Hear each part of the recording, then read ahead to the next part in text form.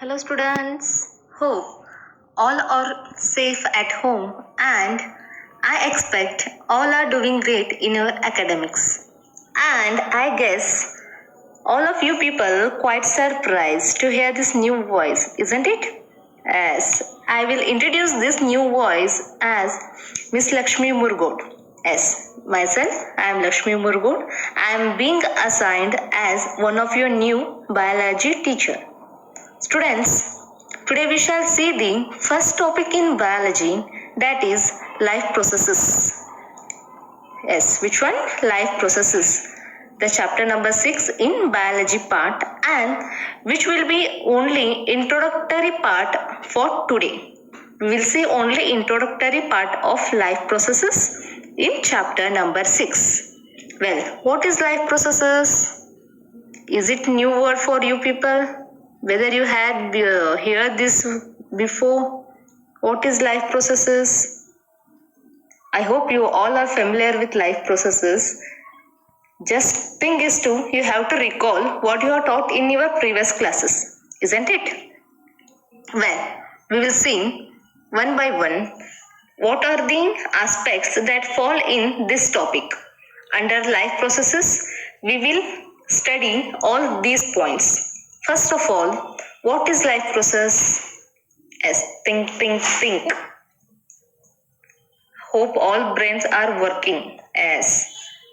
Most of you got the answer also. Yes, we will see what are life processes. Yes, the life process which maintain body function and necessary for survival are called life process.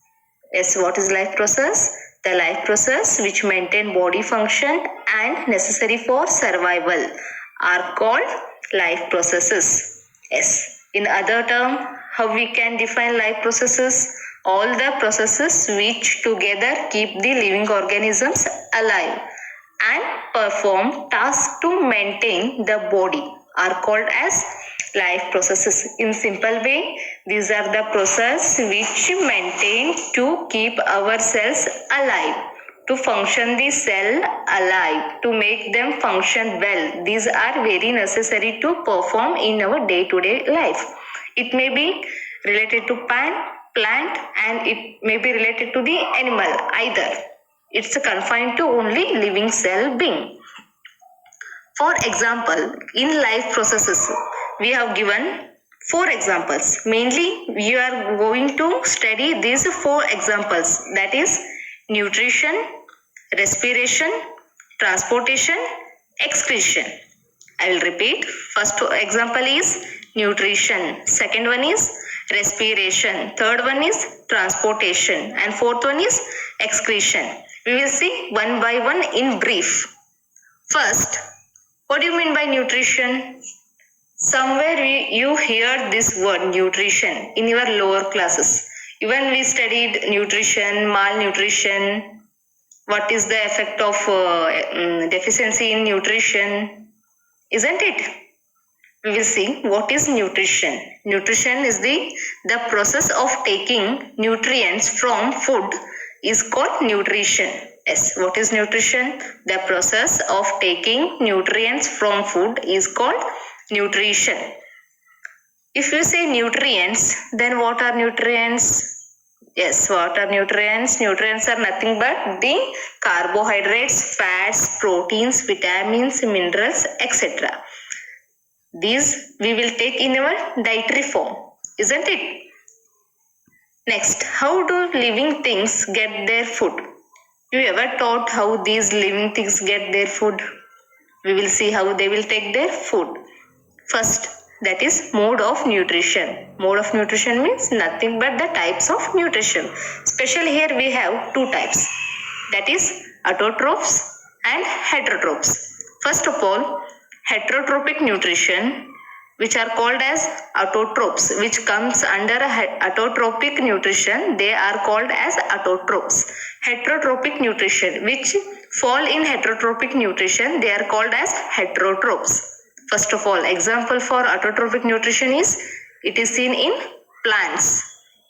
What is autotrophic nutrition? As we all know, autotrophic nutrition means The organisms which synthesize their own food material by utilizing chlorophyll, sunlight and carbon dioxide.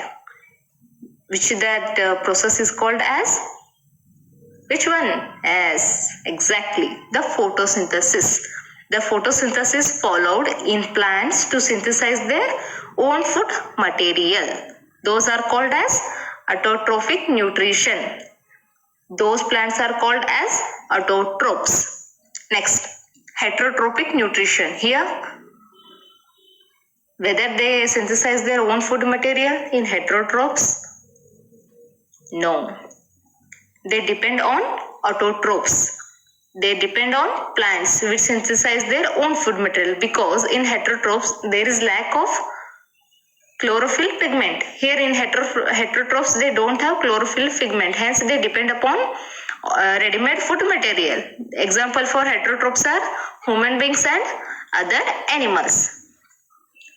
As I said, in autotrophic nutrition we will study in detail, that is the photosynthesis process. How the photosynthesis process is occur in plants, what is its function, what is its vital role in function to synthesize the food. In heterotrophic nutrition, here again we have the types in heterotrophic nutrition. Which are they? First one is saprophytic nutrition, second one is parasitic nutrition, third one is holozoic nutrition, isn't it? First one is saprophytic nutrition. In saprophytes, which are the example in saprophytes? Bacteria and fungi. Second, parasitic, mosquito, tapeworm. In holozoic nutrition, animals and humans. We all know what are saprophytes, which they feed on dead and decaying animals. Parasites, which they stay in host body and which will absorb its food from host body. Next, here we will study in nutrition in human beings, means the complete digestive system. The complete digestive system is studied in this point. In which one? The nutrition in human beings, that is it starts from mouth, ends with the anus. The complete digestive system, it is studied in this category. Okay. What we see now in nutrition, mode of nutrition, that is two types, autotrophs, heterotrophs. Autotrophs example is plants. In heterotrophs again we have three types, that is saprophytic nutrition, parasitic nutrition and holozoic nutrition. Okay, next comes respiration. Yes. What is respiration? Is it necessary for all the living organisms to respire? Yes, it is must and should. It is must and should to all the cells to respire. Respiration nothing but the growth, which indicates the growth of the cell. We will define what is respiration. See here, the process in which the cells of an organism obtain energy by combining oxygen and glucose is called respiration. What is respiration? The process in which the cells of an organism obtain energy by combining oxygen and glucose is called respiration. It involves respiration. Here in respiration we all know basically we have two types, that is aerobic respiration and anaerobic respiration. In short, we will see what is aerobic respiration. Aerobic respiration means the respiration that is in presence of oxygen. If we respire in presence of oxygen, it is called as aerobic respiration. If in other case, in absence of oxygen, it is called as anaerobic. In this case, oxygen is absence or lack of oxygen. Means low percentage of oxygen may also present. Such cases in that is called as anaerobic respiration. Here we will study in detail complete the respiratory system in human being. In human being we will study the complete respiratory system. In plants we will see how does plants respire. If we can think animals can respire, Obviously, no. Even plants can also respire. Isn't it? How? It is true. Gaseous exchange in plants, true. Stomata in leaves, lenticels in stem, and surface of roots. Which are they? First of all, one is stomata in leaves, lenticels in stem, surface of roots. Through these, the plant will also respire. Next comes the transportation. In transportation, what we all study? The main important organ of human body. Which one? The pumping organ. That is the heart. Yes. We will complete function, structure, detail of heart in transportation part. Transportation in human beings. First one, our pump, that is the heart. Second, oxygen enters the blood in the lungs. Second point. Third, the tubes, that is the blood vessels. Fourth one, maintenance of platelets. Fifth one, lymph. These are all the key points that all we study in detail in transportation of human beings. Same as well comes transportation of plants. What comes in transportation of plants? In animal we see the halt and the flow of blood. In transportation of plants we will see two components, that is xylem and phloem. First, what is xylem? You all know, people, what is xylem and what is phloem. What all comes in xylem and what all comes in phloem? The components of xylem, the components of phloem. First of all, the xylem is water conducting tissue in plants. It's only conduct water. What about phloem? Phloem conducts food. Phloem conducts food in plants. We will study in detail in transportation in plants. We will study what? Xylem as well as phloem, that too in detail. Okay. The last part comes is excretion. Isn't it? What is excretion? The metabolic activities in the body generates many kind of waste. It is the process in which wastes are removed from our body. We all know what comes in excretion. We will study here kidney, urethra. Again, what all come in excretion? All are studied in excretion part. The metabolic waste, as I mentioned above, the metabolic waste. What are metabolic waste?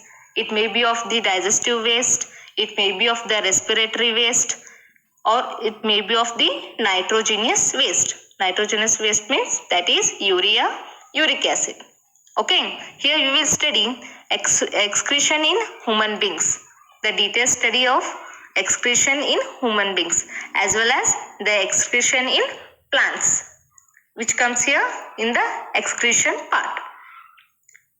Students, I made it easy for you people to glance what are the topics, what are the points that comes in this topic.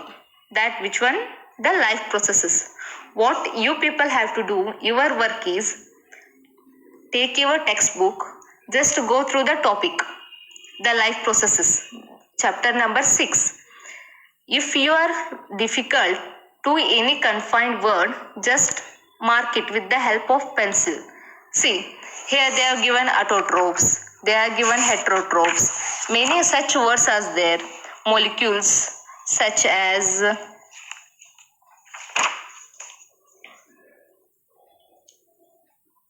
biocatalyst, enzymes, complex substances.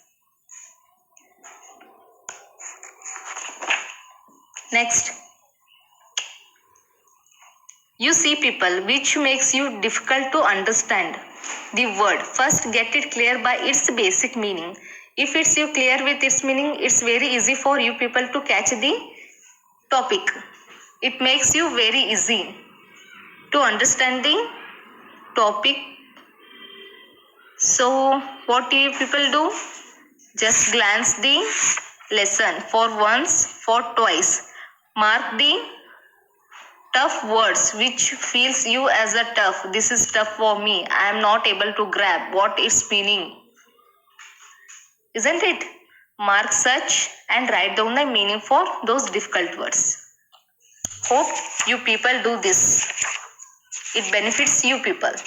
In next class, we will see in detail what are these processes, how it will help, what are the thing that is the why we have to study, what is the importance to study these topics.